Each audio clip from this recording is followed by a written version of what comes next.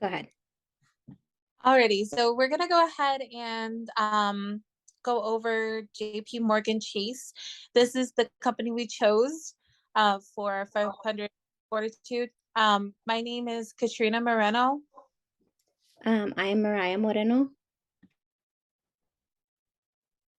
I'm May Manup. I'm Ethan Pettis. Next slide, please. Alrighty, so the first thing we're gonna review is our company overview. Basically, I gathered some information about the company of this history. Their headquarters is at Madison Avenue, which is Manhattan, downtown in the New York City. This is their headquarters. They do their main operations there. And then the president of the company, the CEO, is Jamie Dimon. He is the CEO of the company, and Chase National Bank was formed in 1877 by John Thomason. When you see right here, this is basically the logos going down from history. It started in 1799 through 1877. This was the first initial attempt to the logos that they've had over the years. It was named after the former United States Treasury Chief and Justice Samuel Chase, and then banks in the 1920s through its Chase Securities and Corporations. So, I mean, really, I like that the logos have changed over time to kind of state that era that it was in. The most current one is, as we know today, it is the blue and black. That is what they're known for when you see the Chase logo. If you can please go to the next slide. All right, so the mission statement is we aim to be the most respected financial services firm in the world. So they definitely have accomplished that. They are definitely well known throughout the entire world internationally. They service so many different corporations, being their backing financially. As you can see here, with 100, it's more than 100 countries, which is phenomenal. The values: delivering exceptional client experience, which is definitely definitely critical, especially when you're dealing with so many different corporations, and then acting with integrity and responsibility. So that is definitely a good attribute to have, and especially in a company when you're running a multi-billion-dollar company, it is very important to have as well. Supporting the growth of our employees, and then the slogan, what matters most. Basically, what matters most is they put their clients before anything. They make sure that they're valued. That's why Chase has made it so far, and they're being, one of the number one banks. Do you mind going to the next slide, please? All right, financial performance. The outline revenue for Chase in 2022, when you see on the side right there, is basically the breakdown of a summary of the 2022 quarter two. You can see here that they reported revenue for $338 billion. I mean, their revenue is crazy high. They definitely continue with their net interest income, which that's where the main source comes from, is charging the interest, especially on all those major clients or major companies that they do have in service. And then in 2021, the fourth quarter, towards the end of the fourth quarter, they were at, over the years, you can see at $1.4 billion in credit reserve resorted into a decrease in 1.4 billion after taxes to report net income from 10.4 billion to $9 billion. And then right here is a decade of charted revenue of the company from 2008 to 2021. You could see the income in the red, and then in the blue you can see the revenue. How much they've increased over the years is wonderful. Definitely a striving company. Do you mind going to the next slide, please? Alrighty, so this is the business principles of it, which is overall the overview of it, exceptional client experience, and then a commitment in integrity and fairness and responsibility. So that was one of their, basically their main focus, as you can see here, as the business principles. A great team and winning culture. So they are definitely well known throughout the entire world that Chase Bank is one of the #1 banks, just because of their winning culture and how they strive to improve on their client experience and as their culture as a whole for their employees as well. Right, next slide. All right, so I'm gonna go ahead and let Mariah go over her her analysis. Okay, so here's a JP Morgan Chase & Co. SWOT analysis. So SWOT analysis are here to help to develop strategic planning with the company. It is also there to help assess internal and external factors as well as current and future potentials. So here are some of JP Morgan's strengths, weaknesses, opportunities, and threats. So the strengths of JP Morgan Chase look at the key aspects of its business, which gives it a competitive advantage in the market. Some important factors in the brand strengths include JP Morgan has a strong brand name and a good financial position. It has global presence and employs over 250,000 people all around the world. It offers excellent services for customers through extensive retail network. It has good brand visibility, such as strong marketing, advertising, and spending, social media, and customer satisfaction. It is one of the largest banks in the US in terms of sales, market value, assets, and profits, and it evaluates at $453.5 billion on its market capitalization. It has services including banking, investment banking, asset management, mutual funds, loans, merchant and security services, wealth management, institutional asset management, and treasury and payments. The company also has expertise in consumer banking, investment banking, commercial banking, and asset management. And lastly, in the consumer segment, this brand also has invested in sponsoring several global sporting events and teams. So now here are some of the weaknesses. So JP Morgan has stiff competition from other financial service providers, which leads to low market share growth. It is a big global brand, which means they can face many lawsuits within that since they're globally branded. It has a large market in the US. Even though JP Morgan Chase has operations in over 100 companies, they are mainly dependent on US activities. This over-reliance on the US market is also seen as a weakness to some people. So some of the opportunities are expansion of services in other countries can help JP Morgan grow. It can catch hold of more of the market and be at the top of its industry in all its aspects. And this can also help financial stability.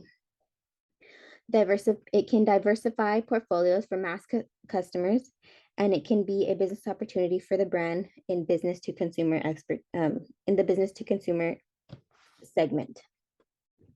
It also can have investments across the world in many projects, and that can help the company diversify their revenue. And commercial banking and acquisitions and JVs can help JP Morgan grow its business globally. So some threats are changing government regulations and financial crisis like recessions can impact the business of JP Morgan.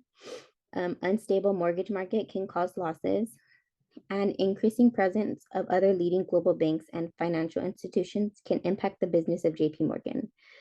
JP Morgan Chase faces a large number of competitors in the market due to its wide market spread in different countries.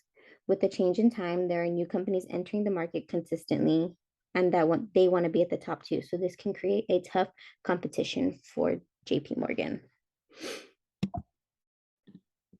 So here are its biggest competitors. So we have Bank of America, Prudential Financial, Wells Fargo, Morgan Stanley, HSBC, Goldman Sachs, and Citibank. So in the next slide, here's the nature of competition. It shows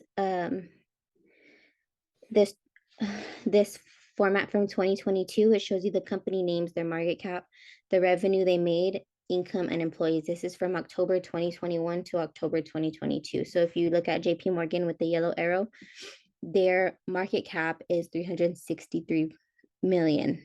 And then if you look down here, here are our highest competitors. They are well under them. So JP Morgan is one of the better.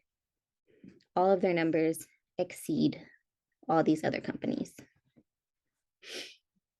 So then we have our external environment 5 forces of JP Morgan. So of course, your 5 forces are competition from industry rivals, which additionally customers have a low switching cost, intensifying the rivalry level among other market players.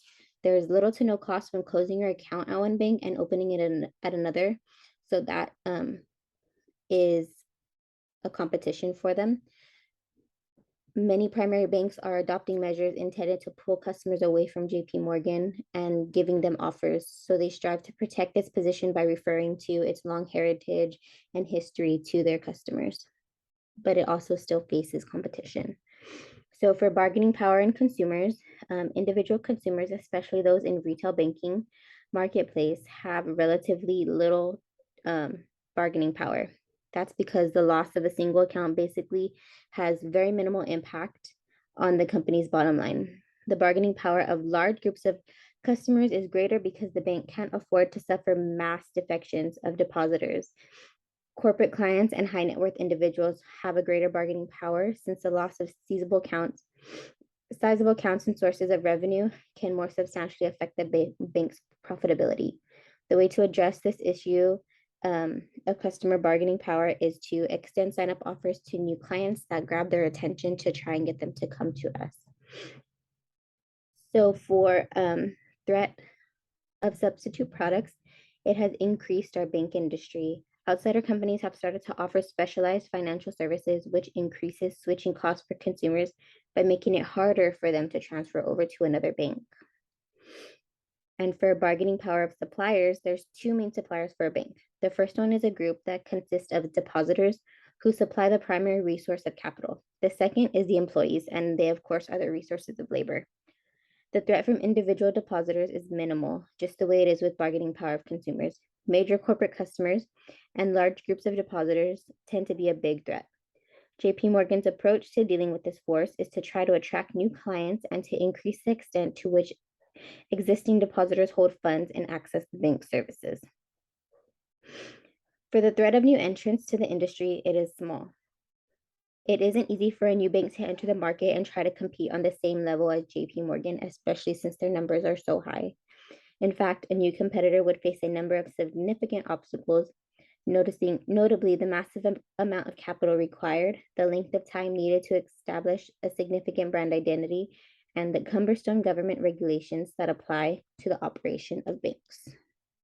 So those are the 5 forces. And now I'm going to turn it over to Ethan for internal environment.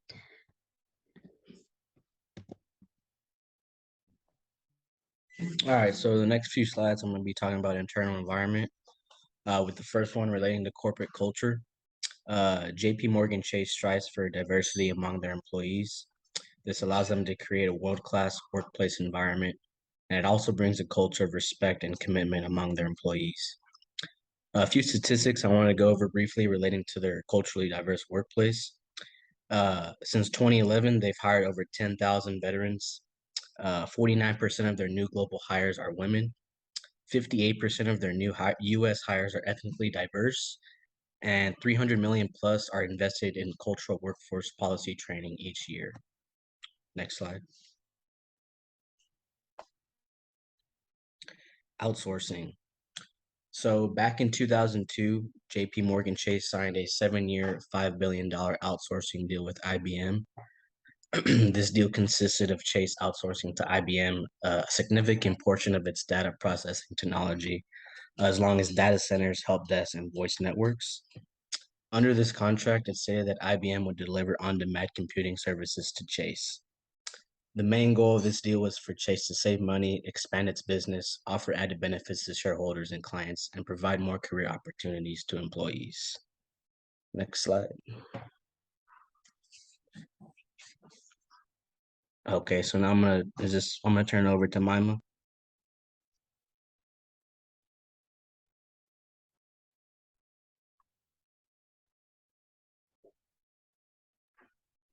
I'm sorry, you guys, I was trying to get my mouth to work. So I did the corporation strategic analysis. Is that the corporation is the corporation is a leader in investment banking. So commercial banking, financial transaction processing, assistant management, and financial services for individual and small businesses. Its operations span throughout the globe. To provide the necessary information and support, JP Morgan has made a substantial investment in money and technology and has placed a significant force on its control agenda. They have improved themselves by becoming more competitive, by recruiting thousands of new employees, spending thousands of millions of dollars on cutting edge technology, and establishing new educational and training programs.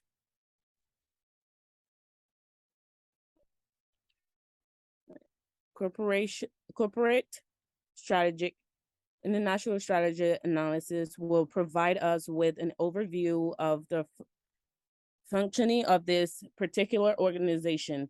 In this analysis, we reviewed and analyzed current strength and shortcoming. The corporation has had a number of run-in with the law and regulator over the past few years. While some of these problems originated internationally, others are attributable to the practice of companies we brought during the financial crisis, and still others are systematic to the entire structure. The company has made an corrected effort to recuperate and reanalyze, and its cultural principle and corporate standards clearly and analyze the impression and employees. We attribute them and determine these values in their daily work. So I actually agree with this. I know this is off topic. I work for JP Morgan, and they do take a lot of pride in what they do, not just for their customer, but for their employees as well. Just I'll put that there. Strategic and action investment. JP Morgan Chase has a number of strategic investment and method for achieving effectiveness. To promote 4 universal functions of opportunity, jobs and skills, small businesses develop community reinvestment and financial health. The organization is merging its business and policy knowledge, resources, and data. JP Morgan Chase has model for impact and predicament of force for 4 major strategy drives of growth that is inclusive. The model also reflect the belief of the important complement for establishing long-term impact for the customers, personally and societally. The company is setting the strategic action model into practice through significant long-term and investment that are data-driven in the society around the globe. The first strategic investment are action in based on job skills, investing in job and skill, investing in skills requirement for the staff as well as creation of jobs is a major strategy action. It is not noble that by the year of 2030, a significant percentage of the workforce in the United States labor market will be promoted to switch jobs or even improve or upgrade their skills. They will do this so as to personally advance and rise their workplace standards. The company efforts correction in those staffs and personally that are the verge of being outdated and left behind as the development of technology changes industry and careers path. JP Morgan Chase have leveled their age the best of the existing business. This is inclusive of data and analysis, as well as convergent industry sites and the concept of human capital that supports staff and workers around the globe. The other strategic action is the investment and exploration of small businesses. The small impression and the entrepreneur are visual in jobs creation, generations of dividers and communities, and the general success of cities. The company has seen the strategy importance of supporting the understatement and majority of entrepreneurs is virtual in bringing in the type of opportunity that will be beneficial for the entire society. JP Morgan Chase investing in the support and social skills investment effort to branded opportunities for the less privileged business owners. How can JP Morgan Chase improved? Market expansion in the US, wealth management, assist management, wholesale payment, and consumer payments.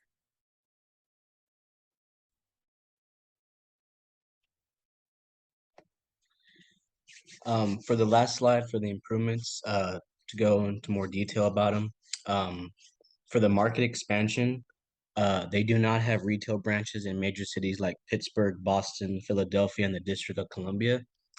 Expansion in these cities could lead to potentially new banking relationships with consumers and businesses. The next way is through wealth and asset management. While JP Morgan does great with assets and wealth management, there's still room for improvement. One way is that JP Morgan serves 50% of households with a net worth between 1 million and 10 million, yet only 5% of those customers invest with JP Morgan. The next way is through wholesale and consumer payments. Wholesale payments include merchant services and treasury services, which help businesses manage their transactions, investments, and information services. Consumer payments are typically credit cards with reward systems. JP Morgan is one of the largest issuers of credit cards. So by owning the travel rewards companies, it will be able to offer existing and new credit card holders special deals related to travel. And that concludes the end of our presentation.